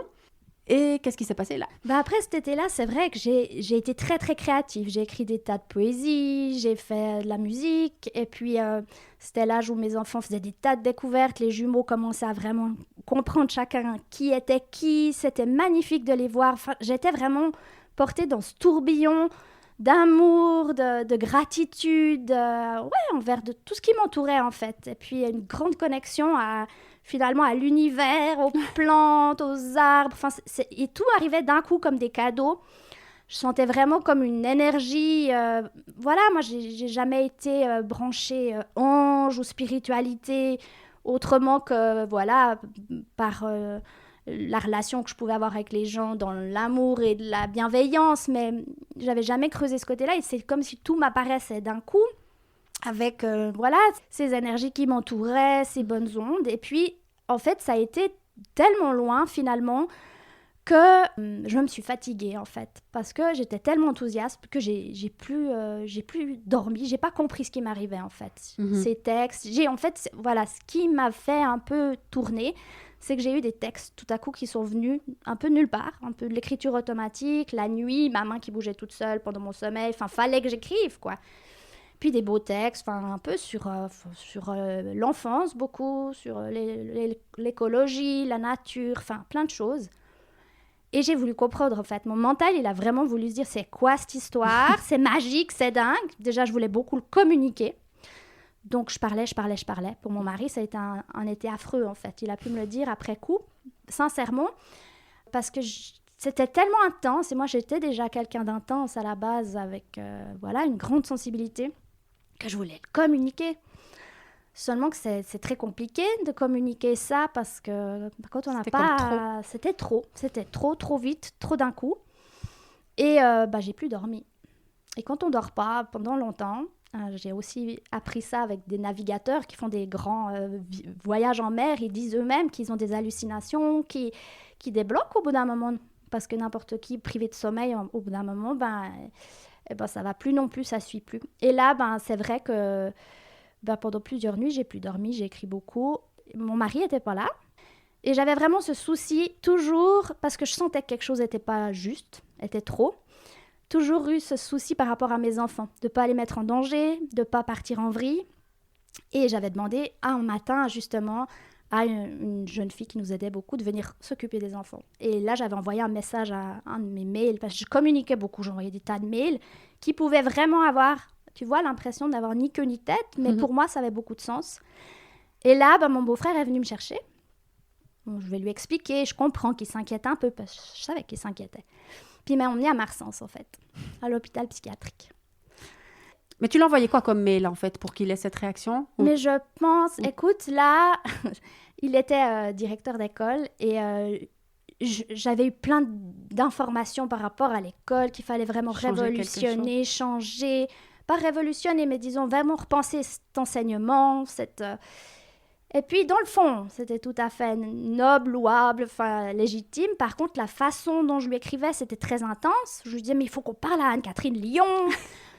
Et lui, il a senti que c'était pas un discours posé, en fait, qu'il y avait quelque chose qui déraillait. Et il avait fait des études de psy aussi avant de partir dans l'enseignement. Donc, il avait cette sensibilité-là.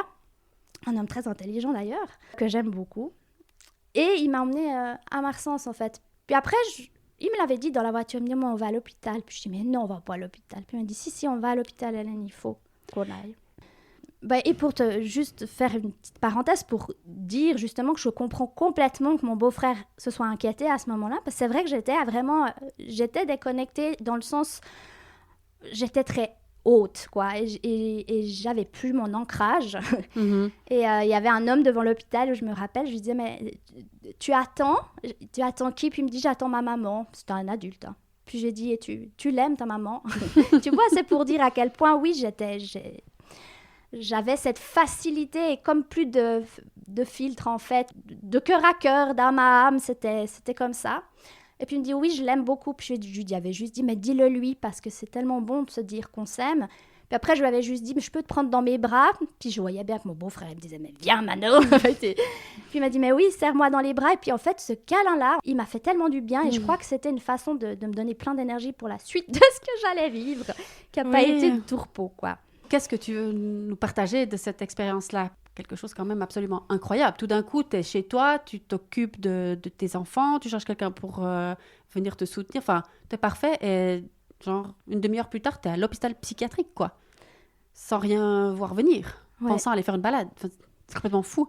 Oui, alors je pense qu'une partie de moi sentait qu'elle avait vraiment besoin de repos. Ça, c'est sûr que je pense. Et je pense que c'est pour ça aussi qu'un bout, j'ai accepté d'y aller. Aussi parce que pour l'expérience, moi je suis très joueuse de nature maintenant, mais c'est terrible, mais c'est vrai qu'à un moment donné, je l'ai presque pris pas comme un jeu, mais vraiment comme une expérience où je me disais, mais ils vont le voir, Hélène, que tu n'es pas malade. Montre-leur. D'ailleurs, la médecin a fait son anamnèse, moi j'étais droite comme un i, bien ancrée, vraiment là, je sentais qu'il fallait que je reste debout, que si je m'allongeais, ça allait pas aller, parce que j'avais tellement pas d'ancrage qu'il fallait que j'aie les pieds au sol. Puis je lui disais vraiment, je lui dictais, ah, mais vous pouvez faire l'anamnèse, santé, mon rythme cardiaque. Puis en fait, tout allait assez bien, sauf que j'étais vraiment accélérée au niveau de mes pensées. Haute en énergie, quoi. Haute en énergie. Et puis, quand elle demandait à mon beau-frère, mais est-ce que elle est comme d'habitude, il disait non. Et il avait aussi raison. Hein. Donc, après, on m'a demandé de me coucher, je ne voulais pas. On m'a forcé à me coucher plus ou moins gentiment. Et puis après, j'ai vraiment eu tout de suite des injections de médicaments pour me calmer, quoi. Je ne sais plus exactement ce qu'on m'a donné, mais vraiment une sorte d'anesthésie pour me détendre. On m'a juste dit, couchez-vous là. Et puis là, j'ai vraiment fait l'expérience... J'ai travaillé longtemps comme enseignante spécialisée avec des enfants autistes qui peuvent être très sensibles, hypersensibles, et sensorialité, que tous tes sens sont hyper en éveil. Je sentais tout, en fait, l'énergie des gens qui me traversaient. Donc, quelqu'un qui était stressé, ça me blessait, vraiment, ça me faisait mal quand on m'injectait, quand la personne était elle-même tendue ou pressée.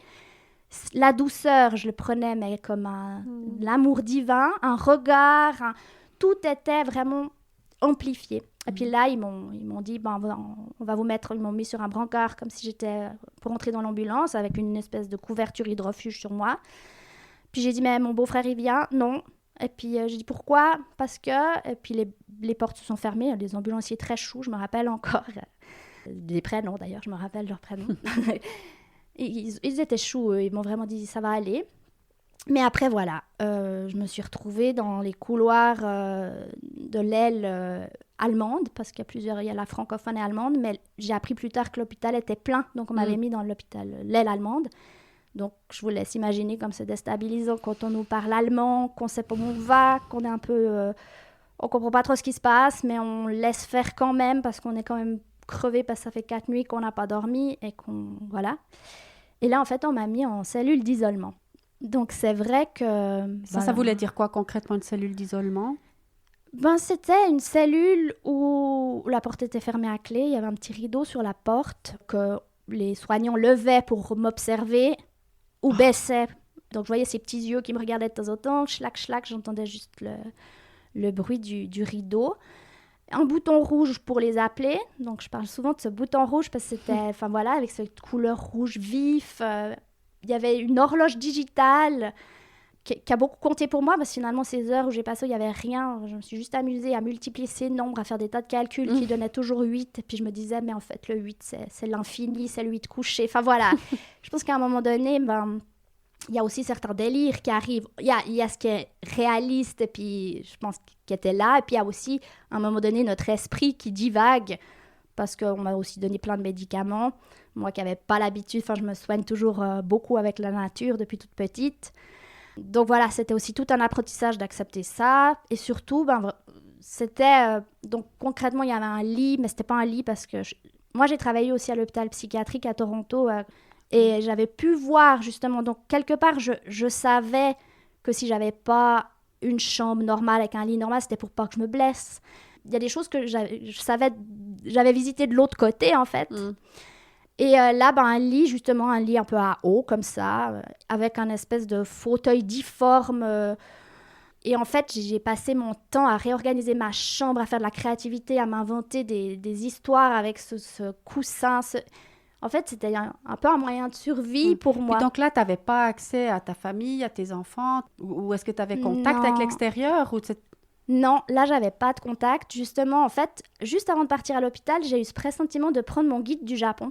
C'était vraiment, à l'époque, un endroit où je voulais aller et qui m'inspirait beaucoup. Je me suis dit, je prends ce guide, ce Lonely Planet, je sais plus quoi, et la photo de ma famille. Donc, je pense que j'avais un pressentiment quand même que... Il allait arriver quelque chose. Il allait se passer un truc, que c'était peut-être pas juste une petite promenade avec mon beau-frère. Et là, ils m'ont laissé le guide du Japon, mais ils m'ont pas laissé la photo de ma famille. Oh. De nouveau, avec l'intellect, je pourrais me dire c'est parce qu'ils veulent réduire les stimuli au maximum. C'est vrai que suivant les difficultés qu'une personne rencontre, la famille peut être à l'origine de son problème, de son trouble. Mais là, en l'occurrence, moi, j'avais juste besoin d'ancrage. J'avais besoin qu'on me redescende sur cette terre. J'étais partie beaucoup trop haut, là, à visiter les anges et toutes ces belles énergies. Et oui, j'aurais juste eu besoin, en fait, de ça, de la photo de ma famille. J'aurais eu besoin même de leur regard, de leur câlin. J'aurais eu besoin qu'un soignant me prenne vraiment, me regarde bien dans les yeux, me rassure ou me dise même, mais Madame Hélène, Madame, on ne sait pas ce que vous avez encore, mais ça va aller. Et puis, en fait, ça, c'est vrai que j'ai pas eu. Donc là, tu fais 3 jours en isolement, puis tu restes combien de temps dans l'hôpital en tout? Alors, du coup, j'étais dans l'aile qui s'appelle Hermès. Ils ont donné des beaux noms de Dieu. Où je suis finalement, après ces jours en isolement, où j'ai énormément chanté d'ailleurs. Le chant a pris une place importante. Après, je suis restée 1 mois dans cette aile où il y a finalement les troubles psychiatriques les plus aigus, avec tout ce que ça implique d'être entouré de gens. On sait qu'on sent toutes les énergies, Ouais. on entend les cris, on entend les paroles, ça fait peur, on entend les histoires, on entend des trucs très lourds, quoi, de vécu. Et on se dit, en fait, je suis comme eux, j'ai ça, je suis... Et j'ai beaucoup de respect, je le dis pas, mais c'est vrai qu'on est plongé dans une sorte de folie quand même, parce qu'on est complètement déstructuré, on n'a plus de repères. Et moi, ça m'a complètement fait descendre dans les limbes, quoi. Pour moi, c'était vraiment de la souffrance à l'état brut, quoi. Donc, quand on est déjà sensible, qu'on pleure devant le bossu de Notre-Dame de Walt Disney, eh ben, c'était compliqué. Donc là, je suis restée 1 mois dans cette aile où on avait de temps en temps des sorties, toujours surveillées. Alors après, ils m'ont transférée dans une autre unité un peu moins lourde, mais tout avec les troubles, des gens qui avaient des troubles de l'humeur. Et là, c'était encore 1 mois. Et après, j'étais j'avais quand même le droit petit à petit de ressortir les week-ends. Pour moi, c'était compliqué de retourner à la maison, mais en même temps aussi bienfaiteur de revoir mes enfants, ma famille. Et du coup, j'avais le droit de temps en temps de sortir les week-ends, ce qui n'était pas tout facile à gérer pour mon mari, parce qu'on a eu très peu d'accompagnement là-dedans. On a eu des aides familiales qui nous ont donné vraiment un super coup de main. Moi, c'était aussi de lâcher ça, ce besoin de contrôler, d'avoir l'impression de ne pas y arriver aussi, puis de lâcher prise, puis finalement que quelqu'un d'autre s'occupe un moment de mes enfants et de ma famille, faire des petits repas et tout ça. Ça demandait beaucoup d'humilité finalement et puis d'accepter de lâcher beaucoup. Donc ça, j'ai appris plein de choses. Et après, en fait, j'étais tellement cassée, ça a été tellement dur. Je suis partie en dépression vraiment après autant cette envolée, mais de me retrouver dans cet hôpital. Et surtout, à Marsens, j'ai vu une fois un psychiatre 5 minutes qui a mis justement un diagnostic sur ma tête en fait, en 5 minutes de troubles bipolaires. Moi, je n'avais pas entendu parler de ça. Après, j'ai su que c'était ce qu'on appelait avant l'état maniaco-dépressif.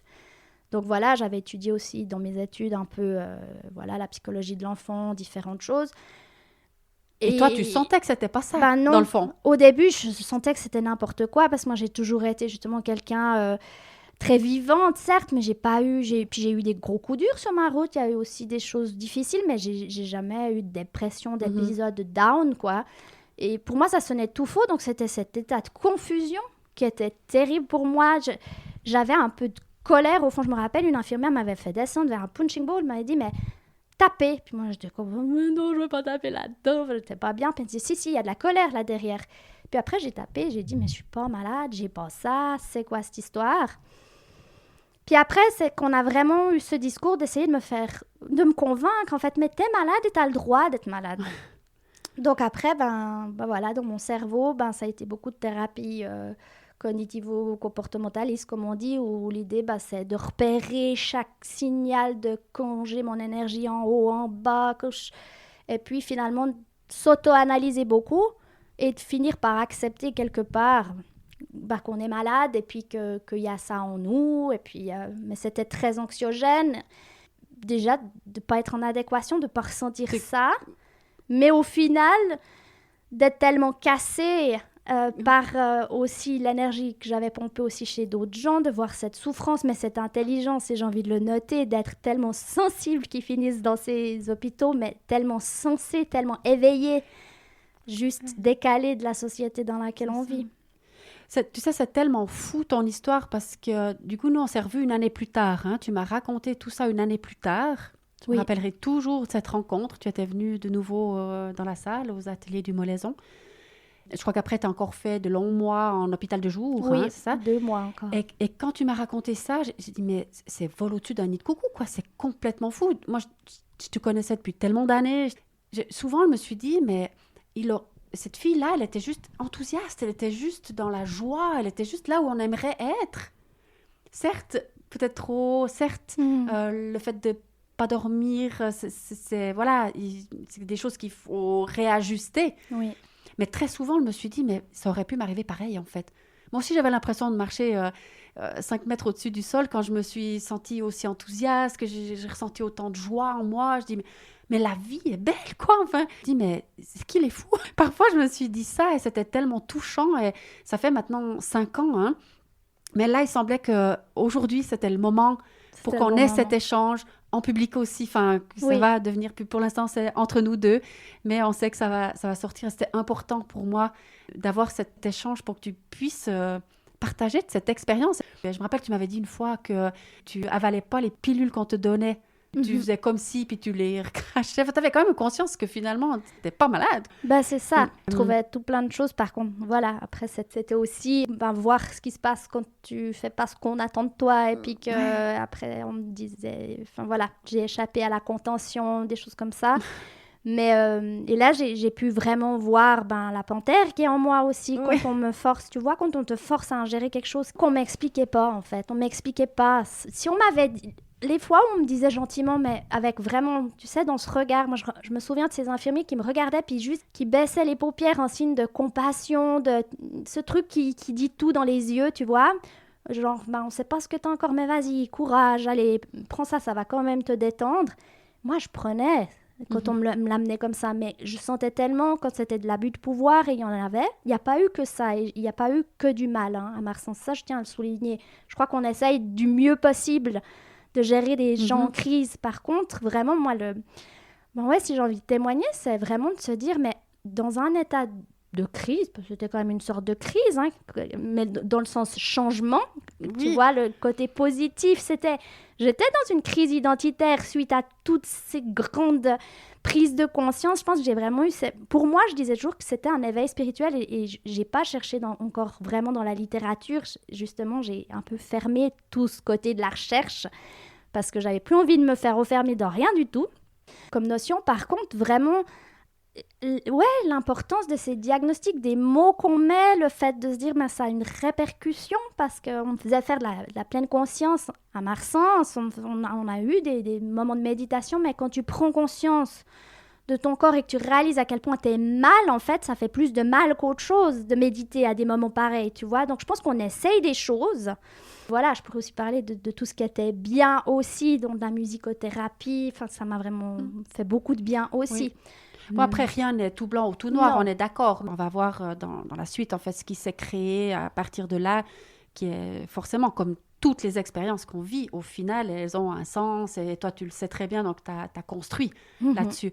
Et bien sûr qu'il y a aussi des choses bien, mais dans le fond, si ce témoignage, il pouvait peut-être éviter à d'autres de vivre ce que tu as vécu, quand même, c'est un petit peu ça l'idée. Surtout, alors, tu es tombé dans cet environnement compliqué, injuste, le diagnostic a été posé qui était finalement pas ça, toi tu le savais. Et puis 5 ans plus tard, tu t'es reconstruit, tu as fait plein de compréhension aussi par la suite, qui nous amène donc dans ce lieu, et je me réjouis de t'entendre là-dessus.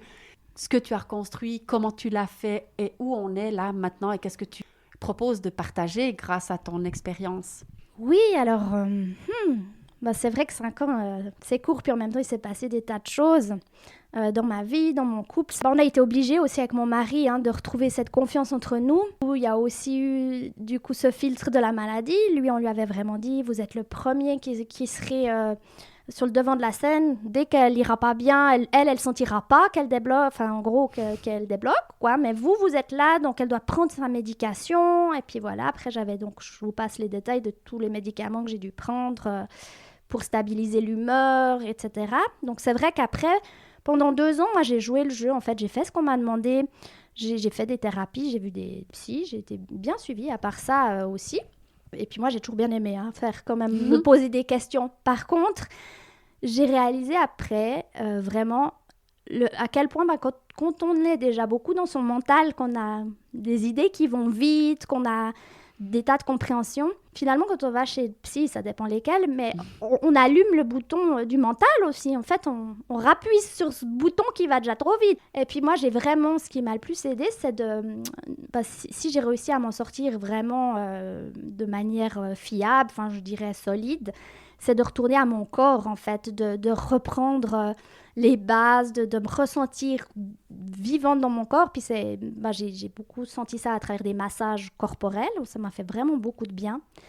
Beaucoup de musique, beaucoup de créativité, beaucoup de poésie, beaucoup de théâtre, beaucoup de danse. Je continue d'aller tous les lundis soirs faire la danse médecine, en dessous de chez toi. Et ça me fait énormément de bien, en fait. Voilà, j'ai dû revisiter ces douleurs, ces souffrances, ce trauma de l'hospitalisation, qui m'a fait du coup ouvrir tout un champ sur c'est quoi l'âme, c'est que c'était quelque chose pour moi, je mettais ça du côté de l'Orient et puis de la sagesse orientale, et tout à coup tout me paraissait tellement clair et limpide à plein de niveaux. Donc vraiment pour moi je dirais que l'expression, que les massages, le travail du corps, la danse, voilà, et les arts m'ont beaucoup aidée. Et donc, tout ça pour dire que j'ai recommencé à travailler petit à petit, d'accompagner des enfants dans mon métier d'enseignante spécialisée, des enfants en difficulté. Et voilà, et c'est vrai que ma propre histoire résonnait très fort quand j'étais en présence d'enfants qu'on disait différents, pas adaptés, ou d'après les normes de notre société. Puis à un moment donné, autant j'ai adoré le dernier travail que j'ai exercé. J'étais employée par la Fondation Verdeil, puis j'allais dans les classes, faire du soutien aux enfants. Mais j'ai eu envie d'autre chose, j'ai eu envie de proposer autre chose, en fait. Finalement, de repenser l'accompagnement d'enfants, mais en fait d'enfants, et aussi nos enfants à chacun. Chaque adulte, on a en nous un enfant. Notre enfant intérieur. Notre enfant intérieur, qui peut avoir ses blessures, justement, et ce côté très lumineux derrière les blessures, Et puis moi, c'est ça que j'ai envie maintenant dans ce quota d'apporter. Ce quota, je l'ai appelé Cotam, pour que ça soit vraiment un lieu où on soit en lien avec notre âme d'enfant, en fait. Tu peux nous décrire un petit peu la pièce? Alors, c'est un octogone en pin sylvestre. Moi, j'aime beaucoup justement tout ce qui est géométrie. J'aime beaucoup la géométrie sacrée. Donc, c'est vrai que j'adore avoir mis la table sous le faîte du toit. Je trouve qu'il y a vraiment une chouette énergie. Et puis j'ai mis des objets de voyage, un tableau que j'avais ramené de Birmanie. C'était un artiste qui faisait des tableaux que j'aimais beaucoup. Et puis, voilà, il y a quelques oracles aussi. J'ai des petits objets, voilà, qui des ailes d'ange, je vois là. J'ai des bougies. Des pierres, des bougies. J'ai des contes pour enfants aussi. J'ai des livres. Moi, j'aime beaucoup la littérature jeunesse, les albums jeunesse. Il y a les Contes de l'âme du monde de Frédéric Lenoir, j'aime beaucoup Frédéric Lenoir aussi. Justement, oui. c'est vrai que c'est vraiment toute une approche finalement philosophique et spirituelle que j'ai envie d'apporter dans ce quota, en fait. Tu aides les gens à reconnecter à leur âme, finalement, dans ce que tu proposes. Voilà. C'est ça, Donc, on est dans le Cotam. Est-ce que tu peux nous dire comment tu accompagnes les gens? Alors, en fait, moi, ce que j'ai envie, c'est vraiment d'offrir des soins sur mesure, un accompagnement sur mesure, pour que chacun qui passe la porte de ce quota puisse se reconnecter avec qui il est, avec sa belle lumière à l'intérieur, aller traverser aussi, certes, un peu les ombrages, là où il y en a, s'il y a des émotions à sortir, qu'elles puissent sortir. Ça peut être à travers des massages, à travers les bols, de la musique, ça peut être à partir de chants que je fais moi ou que j'invite la personne à faire, l'enfant ou l'adulte. Ça peut être à travers du jeu théâtral, je fais beaucoup d'impro, ça peut être à travers un conte, une histoire, une carte tirée. C'est vraiment pour chacun quelque chose qui viendra et qui se fera aussi dans l'échange, dans le moment présent, finalement, où je ne peux pas définir à l'avance exactement ce qui va se passer. Bien sûr qu'on peut venir avec une demande, une attente, que je vais aller bien sûr dans ce sens-là, mais j'ai aussi envie de laisser une grande part à l'intuition, à l'improvisation, à ce qui fait que justement il y a tout qui s'écrit au fur et à mesure que les secondes passent en fait, et puis dans l'ambiance et dans le moment présent. Donc c'est l'envie d'accompagner des enfants justement soit dans des moments individuels ou collectifs sous forme d'ateliers que je suis en train de développer, ou des soirées contes. Et les adultes par des soins individualisés, massages, avec la possibilité aussi, pourquoi pas, d'accueillir des femmes enceintes ou faire des petits groupes. Et ça, c'est encore à créer, voilà. Au fil des saisons, c'est vrai que ça me tient aussi à cœur de suivre la nature, en fait, d'être aussi en lien avec ce qui nous entoure, quoi. Et puis surtout de te connecter à ta propre intuition. Donc tu vas avec cette hypersensibilité que tu as mentionné quelques fois. En effet, tu sais, tu sens ce dont la personne a besoin quand elle va être là. Tu vas te connecter à elle et puis tu vas lui offrir le soin dont elle a besoin juste là, maintenant. Et ça, c'est un beau cadeau en fait. Est-ce qu'elle a besoin d'entendre un son sur tes bols tibétains? Est-ce qu'elle a besoin d'entendre ta voix? Est-ce qu'elle a besoin de sentir tes mains sur elle? Tu vas savoir, on se connecte en fait à ça et on laisse la vie faire. C'est magnifique. Et je sais que tu travailles aussi, ou tu es très proche aussi, tu mentionnais ta connexion à la nature, bien sûr, mais aussi aux animaux, n'est-ce pas? C'est ça, oui. J'ai aussi des poules, des lapins. On va bientôt avoir des tortues. Puis j'ai pu voir voilà, à quel point ça permettait aussi aux enfants de se relier à eux, d'être à l'écoute de l'animal et du coup de leurs propres émotions, de ce que ça suscite en eux, et puis de prendre soin d'un animal ou d'interagir. Voilà, il y a des tas de choses qui se débloquent. Et puis c'est vrai que pour moi, le soin, il est là quand la personne arrive, mais aussi avant, en fait. Je mets beaucoup de soin et de cœur à préparer, à anticiper la venue de quelqu'un. Je me mets déjà dans cette énergie, finalement, de le rencontrer avant qu'il soit là, pour me laisser guider par un livre que j'ai dans la bibliothèque, par un objet, par une carte, un son, un instrument que j'amène dans mon quota. Et finalement, je l'utiliserai ou pas, mais ce sera là. Et souvent, c'est juste ce qu'il fallait, oui. Donc, tu vas pouvoir accompagner toi, des enfants en difficulté ou pas, des adultes, des personnes plus âgées. Les services, ils sont adaptés à juste tout le monde. C'est ça, et puis je fais confiance à la vie que la personne qui fera mon numéro ou qui entendra parler de moi ou qui aura envie de venir, ce sera pour la bonne raison, quoi. De grandir, quoi, puis d'évoluer, puis de chercher un peu des réponses. Après, j'ai toujours ce souci de se dire que je vais les aider à retrouver leur propre baguette magique, que je ne vais pas leur donner de baguette. Eh ben non, jamais. Jamais. Je ne vais pas leur donner la clé, mais je vais les aider à ouvrir peut-être de nouvelles portes ou à regarder en eux pour qu'eux-mêmes trouvent leur propre baguette magique, quoi, parce qu'on en a tous. C'est ça. Oui, alors on l'a tous, quoi. Et puis il n'y a personne qui peut dire à quiconque, écoute, viens chez moi, j'ai une baguette magique pour toi. C'est tellement beau quand on trouve nous-mêmes nos réponses, Je pense que c'est aussi notre rôle, tu vois, par rapport à nos enfants aussi, de se dire aussi qu'on a notre propre chemin, notre propre voie, et qu'eux, ils doivent faire le leur, et puis pas leur donner les réponses toutes faites sur un plateau, parce que ce sera nos réponses à nous, avec notre histoire. Et vraiment, leur laisser aussi cette... ça, c'est aussi une des grandes découvertes que j'ai fait, de laisser cette liberté à chacun de mes enfants d'être qui ils sont. Puis c'est de laisser cet espace, de se reconnecter pour laisser cette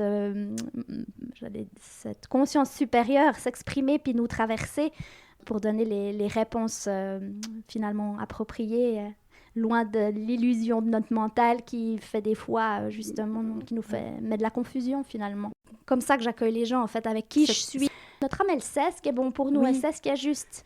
Puis je crois que c'est ça que j'ai vraiment envie de retenir, c'est que notre âme, elle savait qu'il fallait qu'on ait cette conversation, que c'était le moment. Maintenant, on aurait pu le faire il y a 2 ans, 3 ans, on aurait pu attendre encore une année. Et quand on est dans la démarche dans laquelle tu es, toi, ton but, ça va être effectivement d'aider les gens à reconnecter à qui ils sont, à leur authenticité, à leur unicité.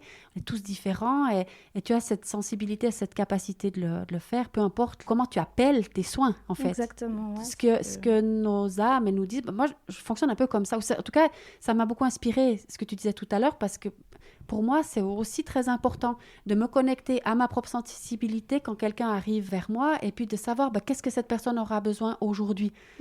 Et plus on est ouvert à cette spiritualité, plus on est en connexion avec qui on est dans le fond, plus on travaille sur nous-mêmes. C'est vraiment là, en fait, la réponse. Mon travail, c'est de travailler sur moi. Ton travail, c'est de travailler sur toi, de venir guérir cet enfant intérieur, de venir pour donner le meilleur de toi. Puis après, l'âme, elle sait, quand on a fait tout ce travail puis qu'on a ouvert ces canaux, en fait, elle sait. Tu sais, cette personne, elle arrive, elle a besoin de quoi? Il y aura peut-être même plus besoin de faire, de publicité pour faire parler de nos activités parce que les gens se sentiront attiré C'est ça. au bon endroit. Je trouve que ça, c'est la magie, puis c'est exactement le chemin sur lequel je te sens maintenant, là. Oui, puis Arrêtons effectivement de laisser notre mental nous dire il faut ça ou ça ou ça, et juste laisser l'âme nous guider, nous dire, elle va nous mettre là où on doit, elle va amener les gens qu'on doit avoir. Je crois que tu as déjà eu quelques personnes qui sont venues d'ailleurs, et tu as pu voir la puissance de ce que tu offres, quoi. Moi, je trouve que c'est une thérapeute extraordinaire. Moi, je voulais aussi te remercier du coup, parce que tu vois, quand tu dis que, enfin, là, c'était vraiment le bon moment, comme tu disais, tu vois, parce que c'est vrai que à travers le parcours, les douleurs, la souffrance que tout ça a apporté dans ma vie, dans ma famille, etc., il y a eu un moment, le côté rebelle, colère, de me dire c'est quoi, on m'a mis ce diagnostic, et puis après on m'a dit que j'étais HP, puis en fait je suis quoi.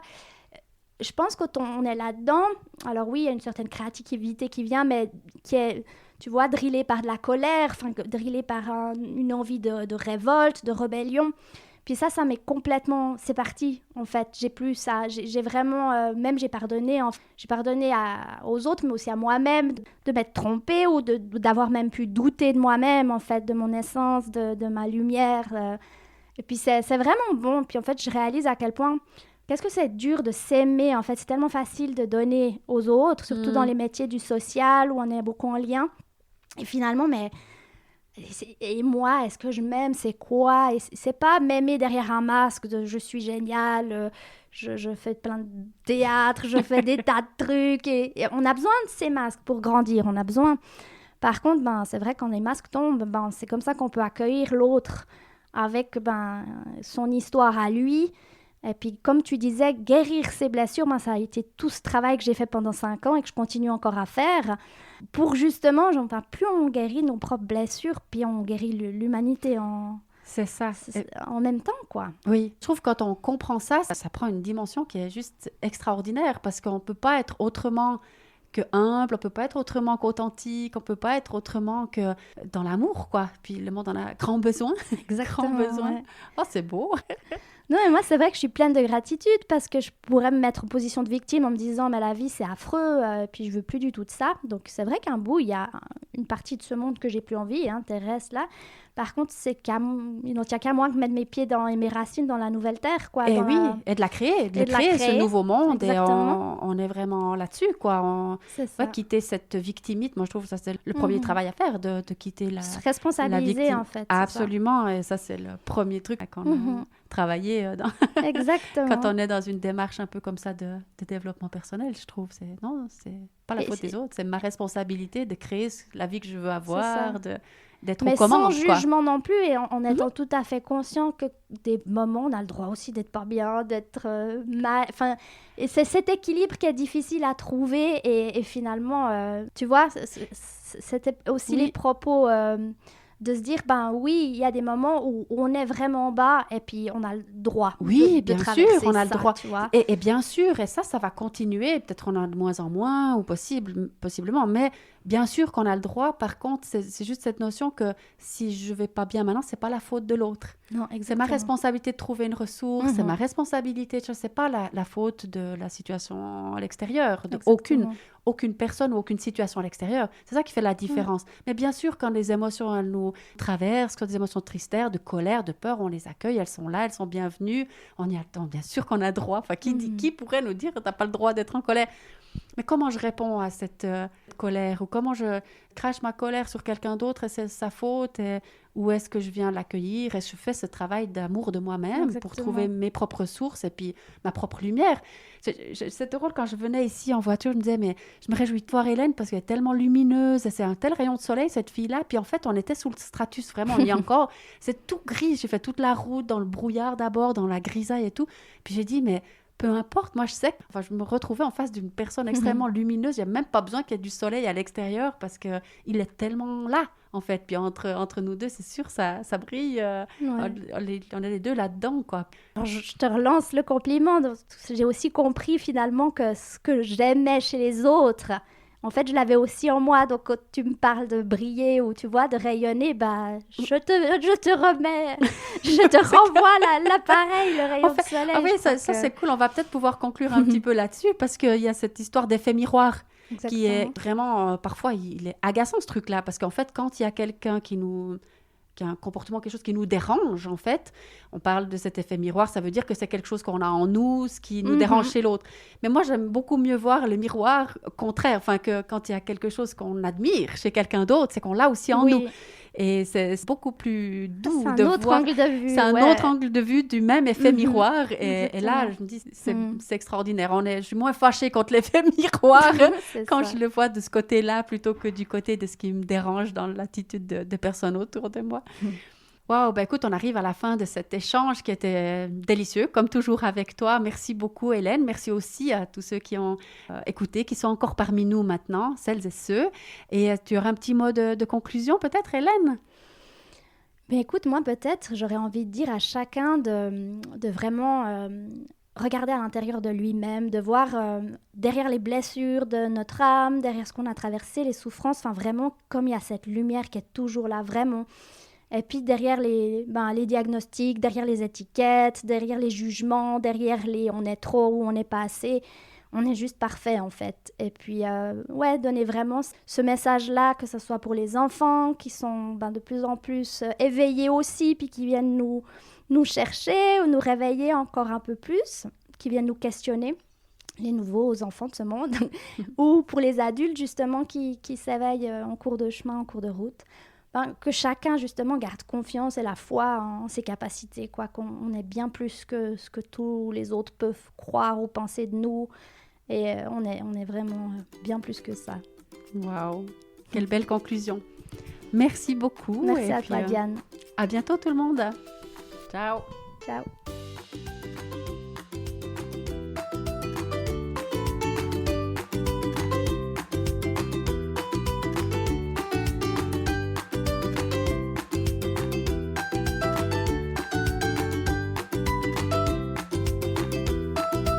Et si toi aussi, tu as fait un virage à 180 degrés dans ta vie, ou qu'il y a quelqu'un de ton entourage dont le parcours est inspirant, contacte-moi par mail à diane@bibloom.ch et je me ferai un plaisir de venir cueillir ton histoire et la partager avec les auditrices et auditeurs de Bibloom Podcast.